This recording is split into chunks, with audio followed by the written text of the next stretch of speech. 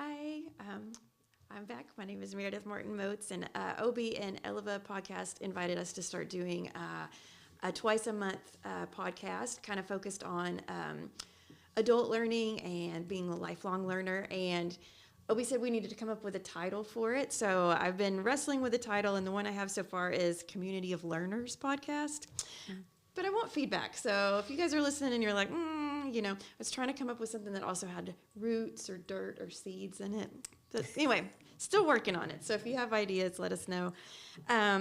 So this is our second time to do this. We visited with Misty Hawkins, the library director, a couple weeks ago, and Obi was like, come back, let's do it again. I'm the executive director of the River Valley Adult Learning Alliance. We used to be called the Literacy Council. People are often more familiar with that name.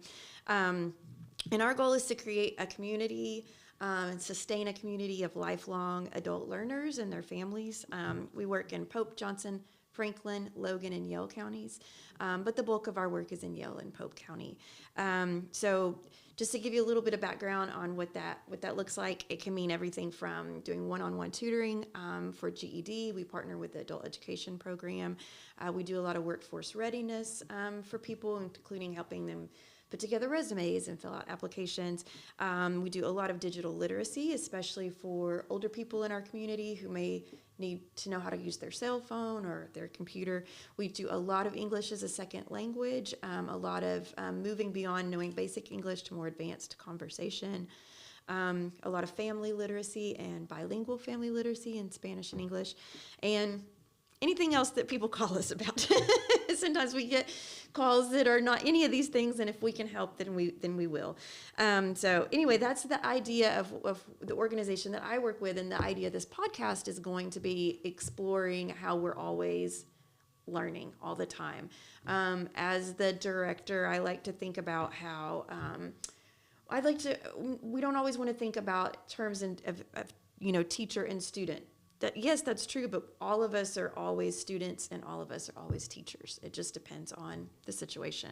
So we're all always learning. So when Obi told me to do this, I was like, okay, I want to talk to Dr. Carballo because she's such an inspiration. So I'm going to be visiting with Dr. Carballo. If you've watched Eleva before, you've probably heard her. She's a professor of Spanish at ATU, and I didn't know until today about some of your research interests because I was reading a little bit more.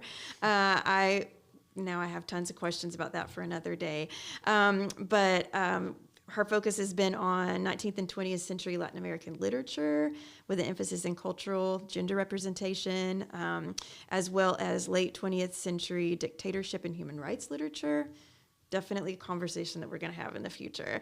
But most of y'all probably know her as a Spanish language educator, Arkansas Tech professor, and a huge advocate for the community and for her students. So today we're going to talk a little bit about an event that she's worked on planning this weekend for women, women's health and women's rights. And then, but first I'm going to ask her a little bit of questions about her role in the community. So that's what we're going to talk about. So to give people the backstory, Dr. Carballo has sent to us as an organization some of our most amazing tutors, including, I'm going to bring up Victor, maybe he'll watch this at some point, and Noelia. So students that have been in her program that come and work with us as tutors, as bilingual tutors, and they're amazing. And, for both Victor and Noelia, I believe first generation college students. Victor is now getting his PhD in mathematics at the University of Arkansas on a full ride scholarship, totally paid. He's going to be Dr. Ruiz soon, and Noelia is teaching at a school in Little Rock with kids, doing amazing things there. So we have been able to have these amazing tutors because Dr. Carballo has sent them to us and has been a mentor for them as well. So I guess my first question is, you teach students, obviously, but you're also so much more. You advocate for students and their families. Can you tell me a little bit about what that looks like, outreach to students and helping them? I believe that my students they have power, and they are in a different situation than other people are. So I think they are a great tool to help the community, and I always give them, or try to give them, opportunities to get better. no, to improve their resume, no, and to find those opportunities, making them see that they need to grab any opportunities they have, no, and of course make them understand that they can make a difference in the community. And so that's, for example, when I teach heritage speakers who are, for me, they're at my heart. No, they might think, and I know this, that I push them too much, but it's always pushing with my heart, because sometimes as a Latino, we have to be 10 times better or show that we are 10 times better to really be appreciated. And it doesn't matter where, no? The other day I discovered that I'm among the 2% of women in this country, or Latina women in this country with a PhD. So, I mean, if you look at the academia, no, it says we are not so many. And I want to change one by one. Well, I got it with Victor. No, I always tried to tell them to do a master's, but he surprised me with the PhD, and I'm so proud of him. I'm very proud of Noelia. Iraima also was one of your mentees, and currently I think Zuliana is working with you. Yes. I mean, Zuliana is amazing too, and she's a very hardworking mom. And also she likes to fight for the community, I know that.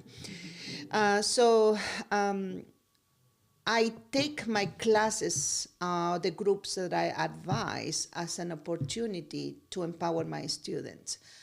It's not easy to make them see that one thing leads to another. But for example, I show up to my classes with the flyers about being tutors, and Victor surprised me the next day saying, or the next class, saying, hey, I call and I want to be a tutor, so I will be doing that. So that's the way I like students that take the opportunity, no? And that led to from tutoring to a job, to another job, and then maybe that in his mind made him change his mind about just teaching in a school, in an elementary school, to go for his PhD. So I think there was a process there, and that came because of he knew how to take opportunities, and that's, I think it's very important. No, he took opportunities to go abroad. No, he went to Mexico, he went to Spain, he expanded his horizons, and that's what that of course he's an excellent case, but there are many others, no, or examples that I'm planning to, I know that I have make a difference in their lives, and some others that will just take whatever it is and leave and do nothing about it. But sometimes I want to help them to realize of their potential, and I push my students. I know that, but it's just because I want the best for them. And the ones that are in the field already, they know that. Mm-hmm. They know that. In fact, I was talking to a couple of students these last days, and they work together. There are 3 students working together in the same place. And I said, "Oh, those moments when my ears are burning," and they just laugh and say, "No, we know what you intended to do." But it's fun, and I have a very excellent rapport with most of my students that left, and they keep contact. But I always ask them to do something back for the community. Being in the position that they are, being at the university, is an asset, not just for them, but for their families. And also, they don't realize, but they have a lot of knowledge that other people do not have, and they need to share that. And they can help someone else. They can be mentors. They can be tutors. So it's something like it's not impossible. I mean, everybody should be doing something like this, no? To share our, whatever we have, no? I came to this state, and I was living in Little Rock. And when I figured it out that I have a tool, and my tool was language. I could interpret, I could help people in that way. I didn't have much money because I was just graduated, but I knew that I could help by going to the free clinics and helping people here and there. And then I started to feel like I was making a difference. So once I knew that, because it was something new for me too, it felt so good, and I started trying to pass that on to my students, make them feel that. So I think that's one of if someone is going to remember me in the future, is because I make them write the accents. Yes. Las tildes.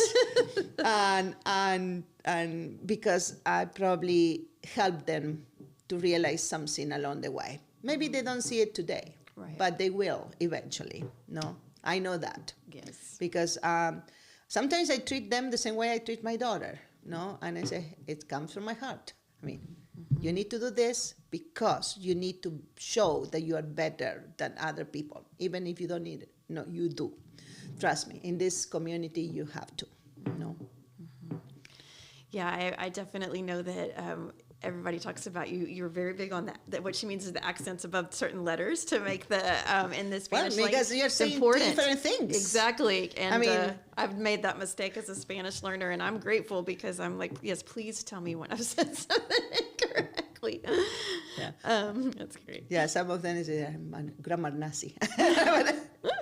but yeah, I mean, there is a meme that I have in my PowerPoint. This is, if Google give me Facebook give me the opportunity to edit everything, I will be just with my pen doing everything.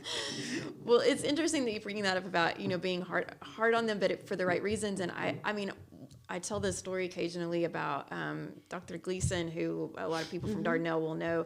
She was, was I don't know that I would have gone to college without her. I had my, as the first person in my immediate family to go to college. But what I remember, one of the things I remember the most about her is that she sat me down and she was like, you're a really good writer. Here are the things that you're doing well. Here are the things you need to fix. And that was really powerful for me, because it wasn't like, yay, just way to go. It was like, here's your strengths.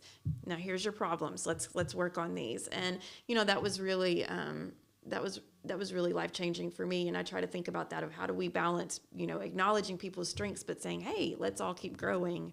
And I think, that's so powerful. And that's something I kind of fight with the students, because they believe, and most of them are heritage speakers. There are speakers students that only learn the language by listening. So I understand that. So let's do some reading and some writing, because that's the way that you're going to improve your Spanish overall. Right. And I said, many of them says, well, I do speak Spanish. Why do I need to take a class? Well, it's not the same thing what you speak with your friends and family and how you present to yourself in a professional situation. Right. I mean, just leave the pa atrás for your family, but in certain situations you need, in a formal situation, in a work situation, because you're going to be working, right, and you need to sound educated. No, and sounding educated takes a lot of work. Yes. A lot of reading, a lot of writing. So that's something like they need to understand. And parents sometimes, they might say, why are you taking Spanish? I mean, hey, you take English, no? Right. You take English because you need to improve your writing. Well, same thing happens. So when they see that you are Hispanic, they will expect you to be speaking Spanish in your job. Plus, you have an opportunity to get an additional a stipend for being bilingual in your job if you fight for it. You say, hey, I'm educated, no? I have a minor, I have a major, no? I travel abroad, I studied in Cordoba, I studied in Spain. So, hey, I'm valuable here. So that's something that adds up at the time of finding a job. Yes. And as I said to them, and it's a struggle, but I think like the group that I have right now, they're getting the point that this is to improve my opportunities in the future, no? And of course, language is central to their lives. Yes.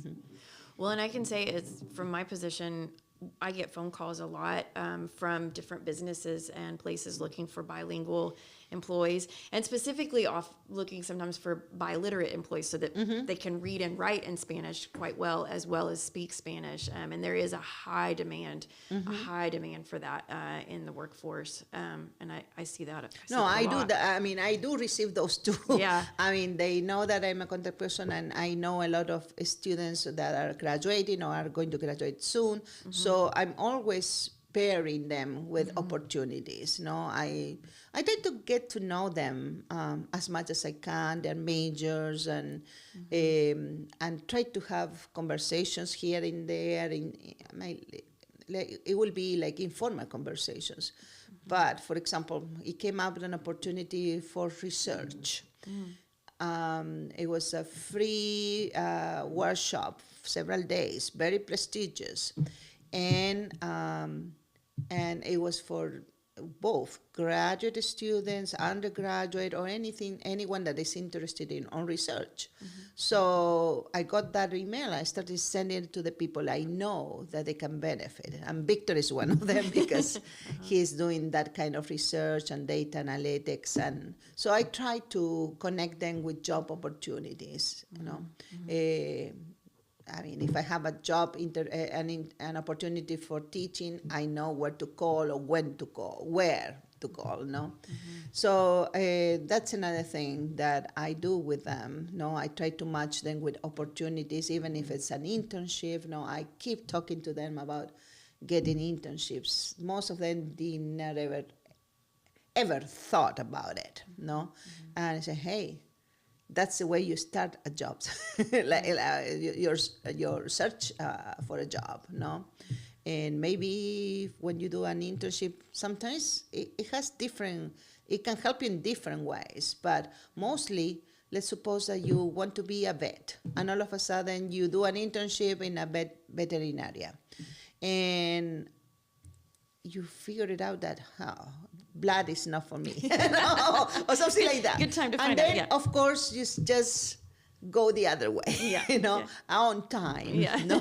And so things like that. You find out things like that. You make connections.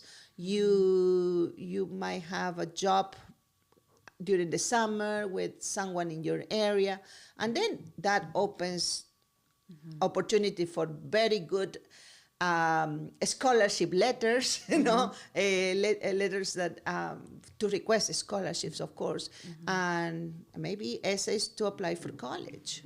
So different colleges and different universities require different things. So you need to be ready for that. Right. Yeah, it's not just the last year of your high school that you're doing this. Right. Or your fourth year in college. You need to start working as soon as you can.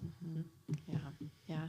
And I know from watching some of your students that have come to work with us, it's also so inspiring because, you can see people discovering what their skills are, what their passions are. And you mentioned Suliana earlier, and I want to give a shout out to her because she did an amazing workshop it was in December. It was basically kind of behind the scenes of an ESL classroom because she's an ESL teacher in Pottsville School District. And I'm sorry, London. Russellville. Yeah, Russellville in the London area. And that was just so helpful, I think, for parents to get to, just kind of hear about the big picture of that. Maybe you get to go talk to your child's ESL teacher, but it's during a report card and it's about a specific thing. But she was sort of giving the big picture, the big strategy, the theories, the pedagogy. And I thought that was super cool. She did a great job. And I think it was really helpful. And that's something we want to do more of. And also, I hope kind of what we're doing with this podcast is this sort of kind of behind the scenes look at how do things get done? How do people inspire one another? And how does our community grow? Well, one of the things I want to ask you about is kind of a two-part question. In your opinion, what are some of the most challenging things about doing community work, and what are some of the most rewarding things about doing community work? Rewarding.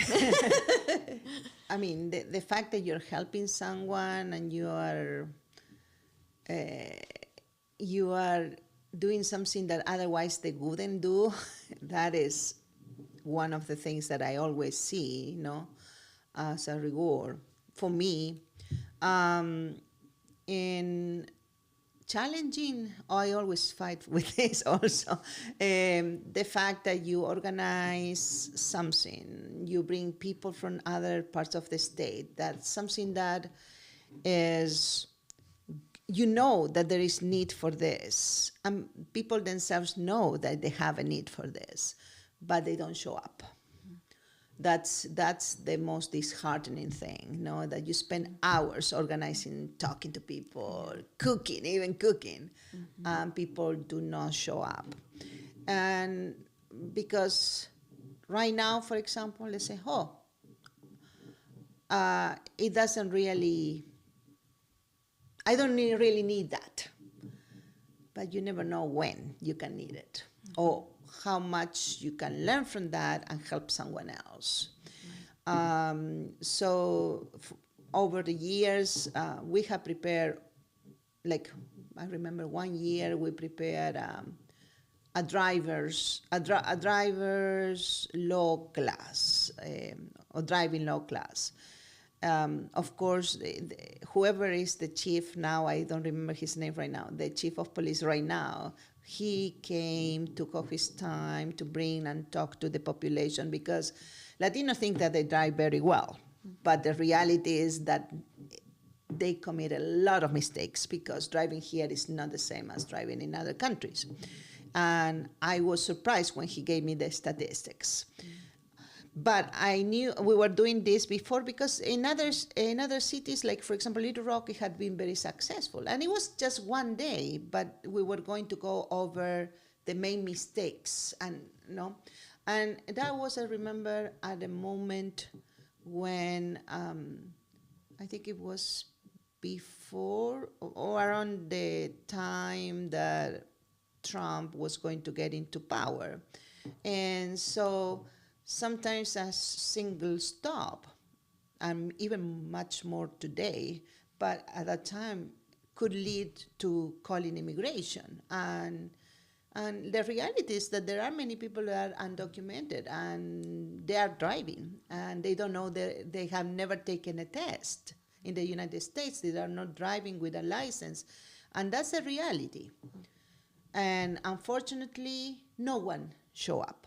No, we were at least 8 volunteers, LULAC students, Mr.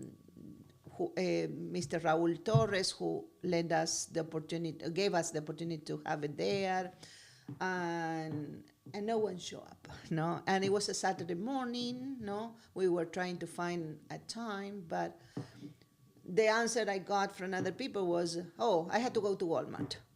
I said, please, you can go to Walmart later on. No? You can arrange, people sometimes do not understand that educating themselves is very powerful. And learning about the laws is a way to educate yourself. Things to avoid way worse things. No? So that's very frustrating, that people do not understand that they are in charge of their lives, but they need to do something to get there. At least showing up and paying attention, asking questions. No? That's the way you educate and empower yourself. And that's something that I still hard, very hard. People will prefer, oh, I have a birthday. I mean, you can go later. I mean, oh, what is more important? You going to jail or going to that birthday or that party that you're missing? I don't know. That's my way of thinking. It has worked for me. I try to educate as much as I can about different topics. Sometimes I can go to places, sometimes I cannot. but I can educate myself. I have the means. I know how to do it. We are helping you to get there. So take advantage of the opportunities. So I think, as you can see, that's the most frustrating thing. And I know that it's not in my case. I know other organizers that they do the same thing, and it's hard. So they need to realize that they need to, like you say in English, to hold the bull. Oh, grab the bull. Grab the bull by the horns. Yeah. by the horns, and it's that's something you can do. No, and we're trying to help you. So take the opportunities. Opportunities, yeah. And that is life, grabbing the opportunities you have. Absolutely. It have worked in my life all along. Since before I came to this country, I realized about that. No, I was going to be an English teacher in Argentina. Well, I finished being a Spanish teacher in the United States with a PhD. So, but I was grabbing and opening doors, as many doors as I could, and then taking opportunities. Right. And that's what one thing leads to another. That's another thing that I try to inculcate to my students. I say, hey, grab these little things that you think, oh, no. Right. Yeah, and you never know when it's going to explore it. Yeah. You never know where it's going to lead that. Absolutely. I totally agree with that. I mean, there's so many things that have happened in my life where not what I'd planned on, but it was like, oh, wow, this is an opportunity. I need to act on this right now. Exactly. And it's changed the course of my life for the better. And in all the cases, some of my original decisions weren't as good. Well, speaking of events, we want to focus on this a little bit because we want to get the word out about this event that's coming up on Saturday, right? Yes, this Saturday. This Saturday. It started at 9:30. Okay, so tell people a little bit about, we'll post the flyer too on the page, but tell people a little bit about what this is and what they can expect. This is to give the opportunity to women to enjoy themselves and learn something and do something that sometimes they don't have time to do. So the ladies from the Arkansas Development Center, is that right? No. Corporation. Corporation. Are coming from Little Rock. They have come several times. You probably know them. They have given like the test, like the HIV test, glucose test, and cholesterol and other tests. They offer that for free. You can do it. I really advise you, if you're going to do the cholesterol or the glucose, to come fasting, and then we will feed you, don't worry. Nice. I still need to go and think of what I'm going to bake, but we will have baking of fruits and coffee, of course, maybe mate. So we will have that first time in the morning, but you can come anytime. But then around 10, we're going to focus on talking about abusive relationships and domestic violence and the sources and rights that you, as an immigrant woman or man, you have in the community or in the United States, because you have rights and there are ways to get protected, and you need to know about that. And unfortunately, in the Latino community, is serious. The case is very serious. We come from a machista society, and sometimes we have seen our mothers going through bad things and holding and staying there, and that's not for everyone. So, we will have an officer of the law in there, Egna from the Arkansas Development Corporation.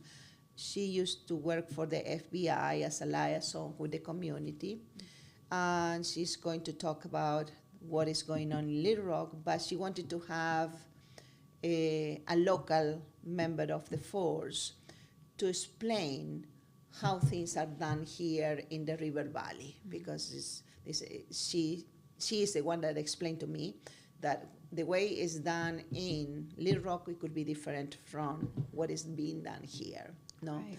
so once again, this is not an invitation to bother women only, or women that have gone through that. This is mostly to those women that are in a position to share the information and help them. So the fact that you're coming doesn't say anything. In fact, it says, I want to get empowered. That's it, in my opinion. Because you can ask questions, because I'm positive. And I ask my students in my Hispanic heritage class, I says, I'm sure all of you know someone. It could be a friend, it could be a relative, it could be someone else's sister, but I'm sure you know someone that is going through a hard situation like this. Right. And they say, yes. No, and I know that. We know, unfortunately, that is the reality. So we need to empower these women and help. Of course, the help all comes from them. No, they need to do the first thing, and it's not easy. But sometimes you can be a pillar to someone else. You can be there for someone else, and that's another way the community can help. That's awesome.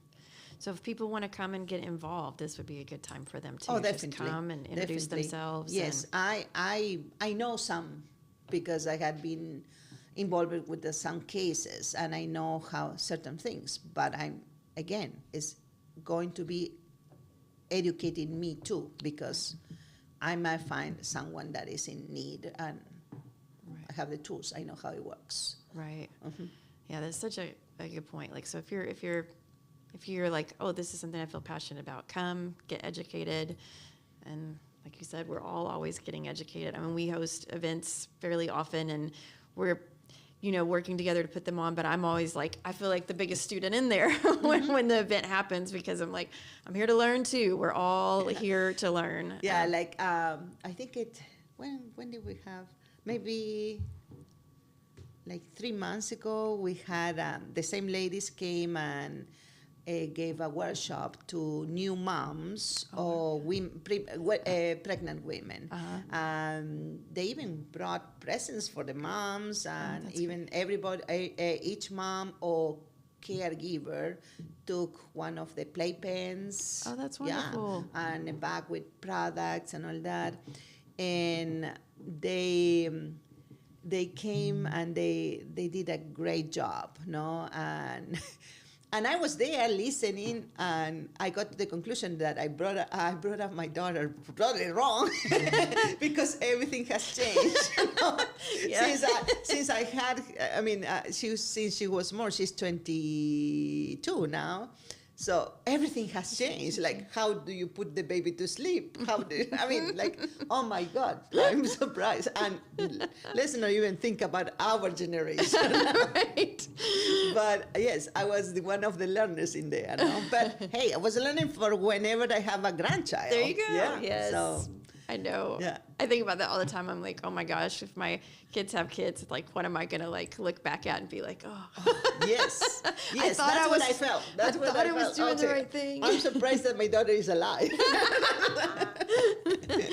But it is such a good example of like that, the vulnerability it takes to keep learning, and to just Yes. and to be like, hey, when we know better, we do better. We just keep trying, and that's awesome. So I know that if somebody's watching, and since this podcast is in English, like if someone says like, hey, I would like to get involved, but I'm not bilingual, I'm not even Spanish learning yet. What would you say? No, they can do it. I think if someone comes that speaks only English, they will do it bilingually, so it's not a problem. So it's open to anyone, no?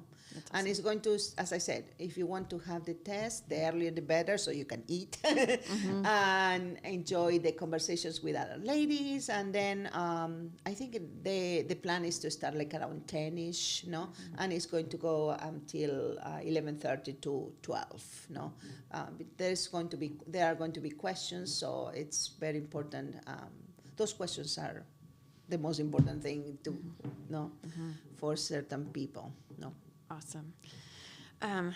We've got a few more minutes, and there's a couple more questions I want to ask you about that has to do with sort of like bilingual learning. And I'm bringing that up because one of the things with RBALA that we're trying to do is to create more spaces for bilingual learning. Obviously, this is all in English today. I am a Spanish learner, but very beginning level. I'm using that grammar book you gave me the other day. It's helped me out I keep finding books for you. and I need them. My tutor worked with me the other day, and she was like, "You have one verb tense. we're gonna broaden your tenses." I'm like, "Yes." Okay. But one of the things that I wanted us to talk a little bit about before we close is I feel like as someone who is out in the community a lot, that one of the most beautiful things about this area, and we talked about this on the first time when I talked to Misty, is that we are a really bilingual community in this area, and Dardanelle especially is more of a rural community, but it's also a bilingual community, and I think that it's a great example of what is possible when we all work together. And I think that I know you really encourage parents to keep both languages alive at home. You also encourage people like me who, grew up English only speaking to learn Spanish and to be brave enough to do it, so that the more we all can communicate, the better community we can build. And I know for me that like learning another language, I understand my own language so much better now, and I'm able to think in new ways because there's new ways of framing things that we don't have in English and concepts that we don't really use in everyday English. So it expands my ability to understand the world. So I'm curious if you can talk to us a little bit about your own passion for bilingual spaces, which you exist in. I mean, you go back and forth all day long in both languages. So talk to us a little bit about that. Well, it has opened me so many opportunities. I mean, the fact that I'm in the United States, that's one of the biggest, no?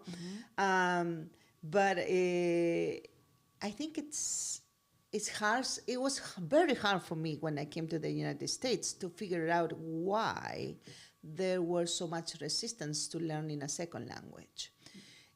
Because at home in Argentina, well, first of all, when you go to high school, you have to take one foreign language. It was French or English, but my steps with English started earlier than that. We have schools of languages. In this case, we had a lot of schools of English in Argentina, no, but it was mostly British English, and so I remember my parents sent me when I was probably 9 years old. They started sending me to those classes after school because it's something that you pay for, and I kind of hated it. I didn't like it. But then when I started the high school and I noticed that my English was much better than my friends, I just came back home and said, "Hey, can you give me the money? I'm going to sign up again for English classes." Well, that took me to a degree in English in Argentina, and then I went to England, and I did great in England with my English. But when I went back to Argentina and I wanted to watch American movies, I was in trouble. So I thought that the best thing for me was going to come to the United States, experience American culture, learn a little more for a couple of years, and then come back home. Never happened because I remember about those doors that I told you about. Yes. Well, one thing takes to another. I took the opportunities that I had, and I went to grad school for free. Nice. And I never left. Well, no, I'm lying. I went to an Ivy League for free, and then I moved to a state university in Florida, where I had to pay only 15%, but also I have a teaching assistantship, and that paid for it, no, and my insurance. So I was okay. I mean, I finished my degrees with zero debt, no. Right. But again, everything has to do with the language.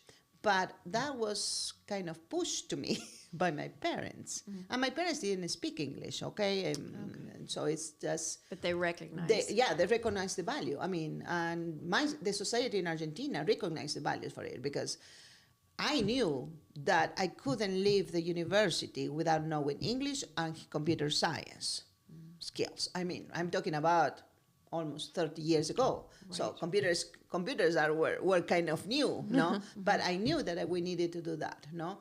I even started learning Portuguese also, because of the Portuguese was getting very recognized because of the relationship with Brazil.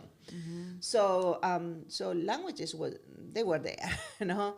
And so here, for example, I don't see why people is so resistant. In Europe, I mean, kids in Switzerland, in other countries, Switzerland, they speak 4 languages, you know, as a starting. And some parents might say, oh, no, it's interfering with your English.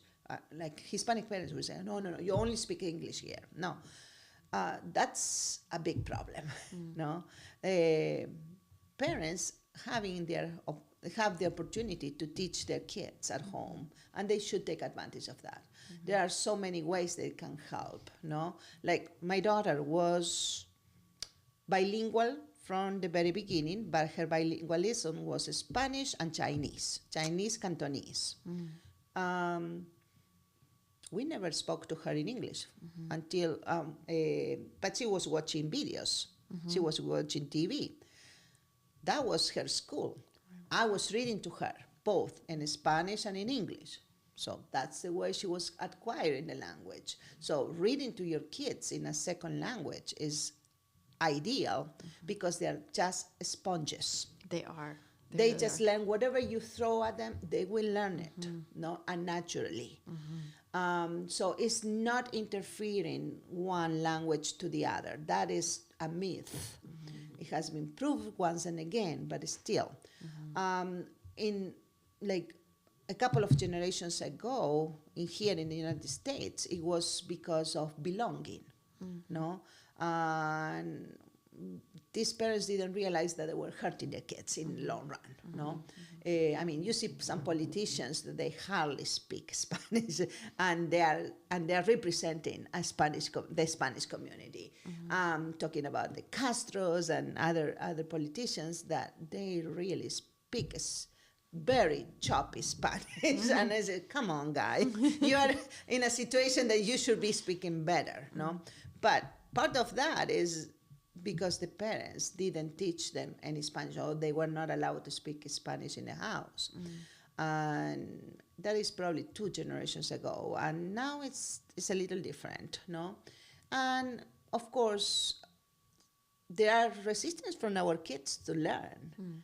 I mean, I'm not saying that my daughter had her moments, like she did, like she had a moments, and the two parents are PhD in Spanish, no?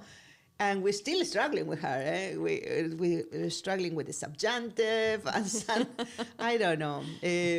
But for a while, she was resistant. She didn't want to speak to me in Spanish, and I showed her by doing. I took her to Argentina. First night, I remember she was 4 or 5 years old, 5 probably. She went. We had a dinner in with a family that had like kids her age, and they wanted to play. I think one of what was the name? La Mancha. I forgot how do you say that in English? Is the one that you run after the person, you touch it, and tag. Yeah. And it looks like they're even though it's tag, I think the rules were different in different countries.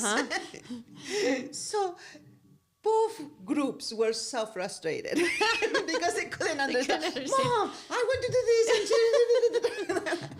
and the other kids, you could say, yeah, but she did this and she was not so. It was so funny to see them, and she started getting the memo that same night that she needed to get better in Spanish. So and you can, I mean, we were there probably like 20 days. And she was one person when she got there, and her language skills improved so much in so many days. Then when we came back to the United States, and we had a second trip planned in a few months, and I said, okay, well, you need to speak to me in Spanish, because you know what happens when you do not speak the language, and you were going to be in Argentina for a month. You need to play with your friends, you know. I said, so you better start, and that was just. It changed her world, no? And she's a big advocate for the languages. She came back, she forgot her Chinese, because languages are like that. If you don't use it, you lose it. And so she came back to her roots, to the Chinese, no? Because she lost it. She can understand most of it, but it's very hard for her to reproduce it, no? So, other relatives in the family are in a strong position with Chinese, because both of them speak Chinese to the kids. In our case, it's mostly Spanish. No, my husband speaks to her in Chinese, but here and there, we tend to the Spanish as the strong language in the family.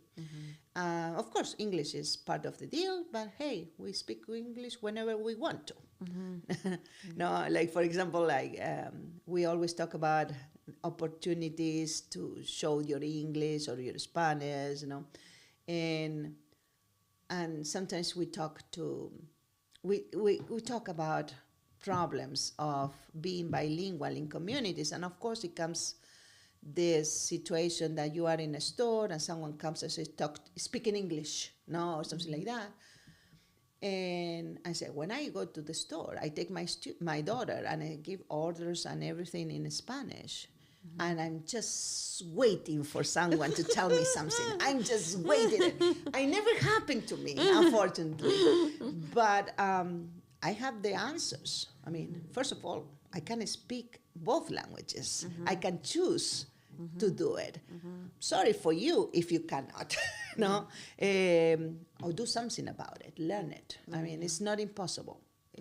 It takes work. You know that. I do. But it is possible. It takes work to learn any language. Absolutely. English is not easy. Especially if you have a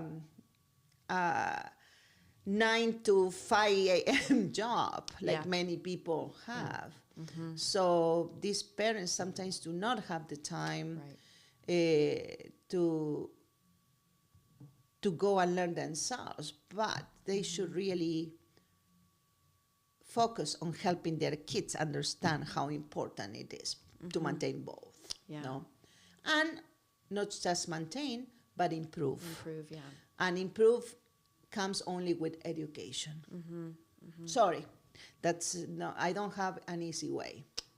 Educating yourself by taking classes, by Duolingo, by any other sources, to go abroad and go to another country and study, you know. But there is not an easy way. But education opens the doors to many, many things in the long run. So, and if you're listening and you're like, I'm a parent and I want to do that, send us a message and we'll help you get started. Dr. Carballo will help you get started. I would think that this community would be very open to teaching in Spanish to kids. And I even have a box or 2 boxes of books that say that we could open a language school with my students. But it takes, cool. But that takes a lot of, I mean, just not having a job like I do have, so I cannot do it. But I think it's a community like Russellville will really benefit from a language school. Absolutely. And for kids, no, like maybe having 3 groups, more or less. No parents recognize the value. Yes. And sometimes they need the kids to get involved in something, not just sports. Right. There are other things. The intellect needs to be worked also. And I love this. So if you're listening and you're like, I want to help with that, call us. But I think, yeah, I've been thinking a lot. I'll close with this because I know it's almost over. But I've been thinking a lot about like language is a survival skill. It's a survival skill in the same way that we teach our kids how to cook and we teach our kids how to, drive a car. Like, if you are able to communicate in more than one language, the world becomes a very different No, and place. also you have to think about the professions. Absolutely. Yeah. I mean, if you are a nurse in the emergency room, you don't have time to get an interpreter. Absolutely. I mean, Such a good your point. language skills, they are a matter of life or death. Yep. So that's another thing that I'm making my students realize also. Mm-hmm. Like I teach Spanish for the medical professions, no, and medical or health professions is open, no, to mental health, to Right. to um, to to nurses, to pre-med students, to social workers, because they have to deal also with a lot of the vocabulary. And even I'm working a lot related also with the students that do rehab. What? Rehabilitation. Rehab. Rep. Gotcha. Yeah. Rehab. So they are getting the memo. I think I have 2 or 3 students from my current class that are going to take that class because they realize, yeah, I need that. No, and it's not the same to be an interpreter for the community. One thing is to go to the school and help the parents with more simple things. I'm not saying that you don't need to be prepared for that. Not anyone that is bilingual can be an interpreter, even less a translator, because that's another difference. Interpreters do it orally. Translators do it in writing, Right. and that's another ball. But I mean, there are situations that you need to be prepared for. And the health profession is not, the vocabulary for her is specific. It's a jargon. And you need to handle it, no? If you're going to be working in the health area, for example. No. Such a good point. Yeah. Love that. Well, I think that we're closing out but is there anything else that you want? There's like several things I want to ask about you next time. We're going to do it again. But is there anything that you'd like to share with people watching that you'd like for them to know about this event, or any final thoughts you have? Definitely. Please, when you see events that are organized for you, attend or try to attend or share the information with people that you think might benefit from this, or they are key for the community. I know all of us are busy and sometimes we don't have time to go to everything. But if you know one of your friends can go and share the information, that is powerful. So please try to support the people that are trying to do good things for the community. We do need our support. And at this moment, much more than ever. Yes. Awesome. Well, That would be it for me. thank you for coming today. I You're appreciate welcome. it. Thank you. Thank you for having me.